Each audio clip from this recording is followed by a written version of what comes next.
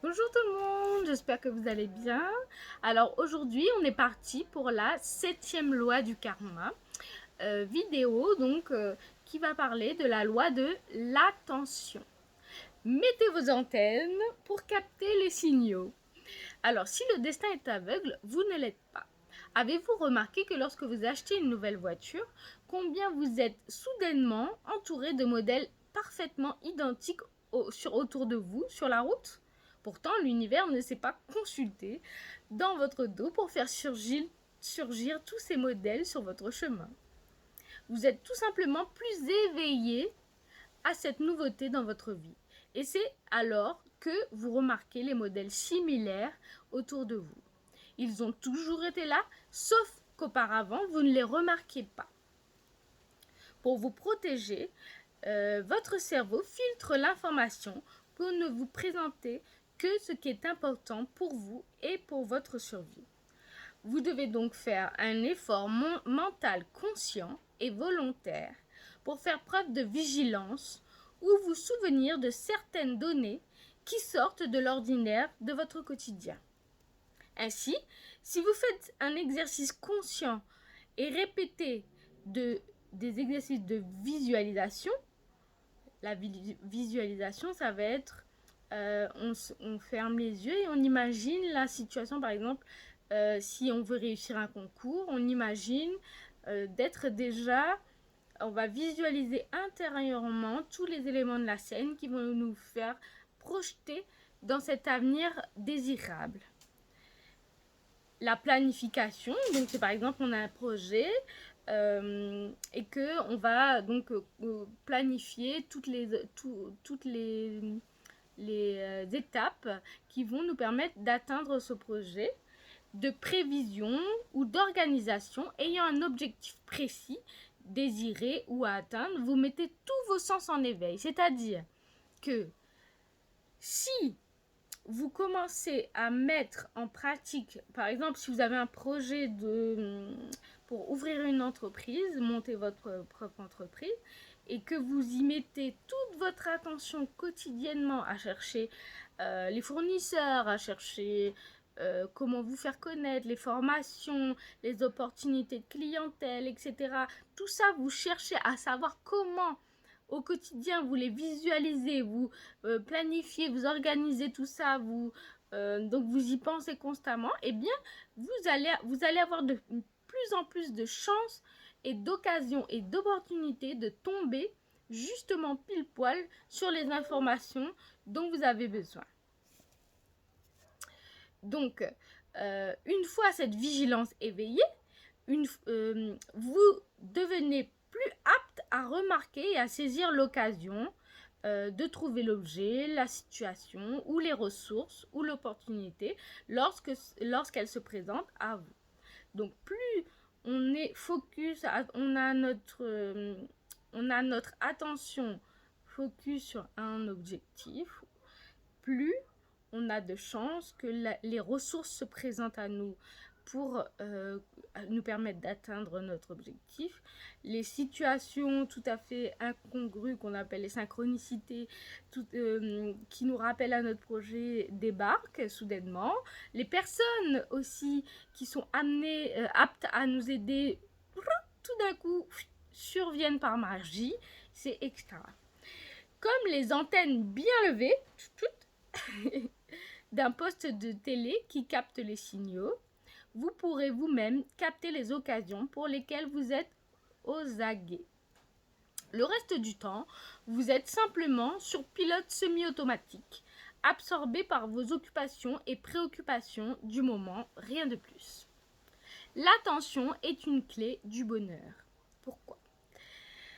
Elle est une donnée clé dans les moments de crise. Ce qui rend heureux, c'est l'attention que l'on porte à tel ou tel aspect de notre vie. Donc imaginez que vous perdiez l'usage d'un membre. Au départ, vous n'aurez que cela à l'esprit.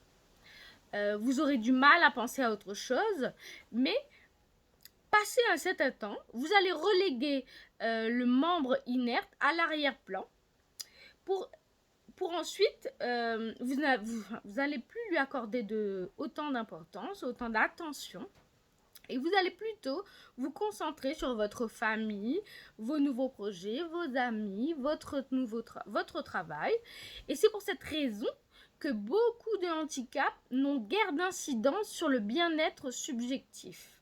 Le bien-être subjectif, c'est le bien-être ressenti par une personne. Au bout d'un moment, on cesse de se focaliser dessus et on se focalise sur autre chose qui nous rend plus heureux. L'attention, facile à dire, les obstacles. Alors, il n'en reste pas moins que prêter attention au monde environnant est une tâche parfois difficile pour les humains. De manière générale, les médias cherchent à faire en sorte que nous prêtions attention à eux constamment. D'où les inévitables clashs et autres polémiques qui visent à faire parler, en particulier à la télévision. Le problème est que les évidences nous ennuient, l'harmonie nous effraie, le calme nous angoisse. Alors nous polémiquons, parfois jusqu'à nous entretuer, comme pour nous prouver que nous sommes vivants. Pour ne pas s'ennuyer, il faut sans cesse bouger. Le mouvement permet de diluer l'attention en diverses choses et de la tenir en éveil.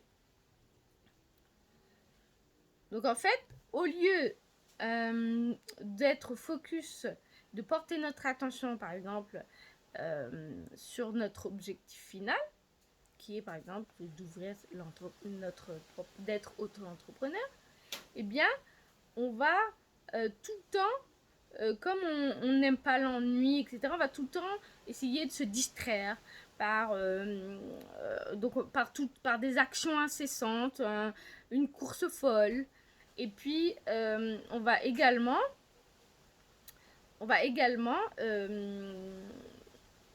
créer des débats qui n'ont pas lieu d'être, en fait. Juste parce que le fait d'être d'accord, le fait d'être tout simplement en harmonie, il n'y a pas suffisamment de...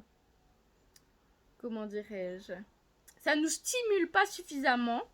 Et donc, on va créer en quelque sorte des problématiques, des débats, des polémiques qui vont, elles, attirer notre attention parce qu'on va vouloir se défendre bec et ongle contre quelqu'un d'autre qui va dire l'inverse de ce que nous, on est en train d'avancer.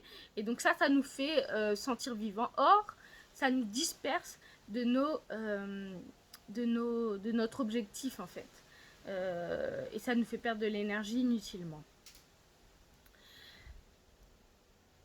Donc, se concentrer sur plus d'une seule chose à la fois nous éloigne de nos objectifs. Donc, c'est bien ce que je vous disais, le fait de s'éparpiller comme ça, à laisser notre énergie s'éparpiller en trop d'actions, mais qui n'ont pas de fil conducteur, ou des polémiques, des débats qui vont finalement n'aboutir à rien, eh bien, tout ça nous éloigne de nos objectifs. Donc, je vais vous donner un exemple. En 2017, le Washington Post s'est livré à une expérience passionnante avec la complicité d'un grand virtuose violoniste, Joshua Bell. Alors, 3 jours plus tôt, ce violoniste virtuose s'était produit à l'Opéra de Boston pour un concert dont les billets s'étaient arrachés à plus de $100 la place. Et en ce matin du 12 janvier 2007, Joshua Bell s'est installé de manière anonyme dans le hall de la station, du Plaza, au centre de Washington, vêtu d'un t-shirt et d'une casquette de baseball anodin.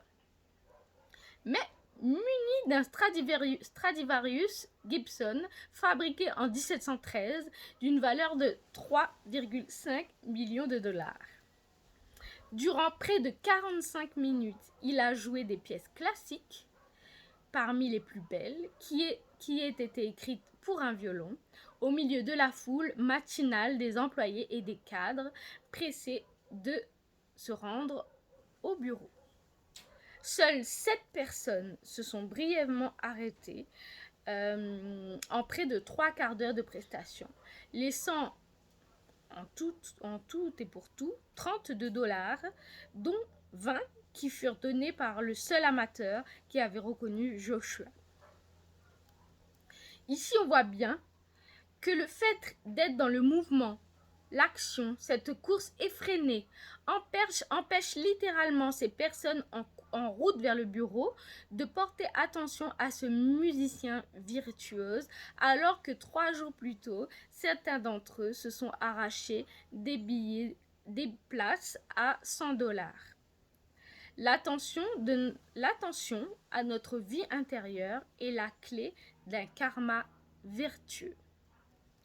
Alors, la clé du karma vertueux, c'est reconnaître le cœur des émotions, de ces émotions, reconnaître ses pensées et affiner notre conscience corporelle.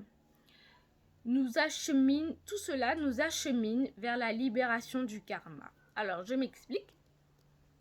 Comme je l'évoque souvent aux personnes que j'accompagne, la clé est l'auto-observation de l'origine de nos émotions.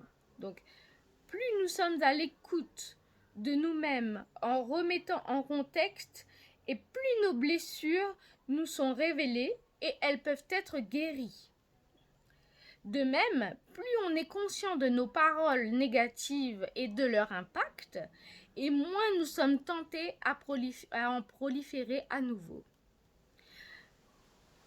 La vidéo se termine sur ces mots. J'espère qu'elle vous aura aidé. Si vous avez des questions, n'hésitez pas à me les mettre en commentaire. N'hésitez pas à mettre un petit like si le cœur vous en dit. Et puis, le petit mot de la fin, prenez soin de vous, prenez bien soin de vous et surtout de votre karma. À très bientôt pour la prochaine vidéo. Ensemble, cœur à cœur, vers le bonheur. Heureuse de vous accompagner vers l'essentiel. Paloma, au revoir.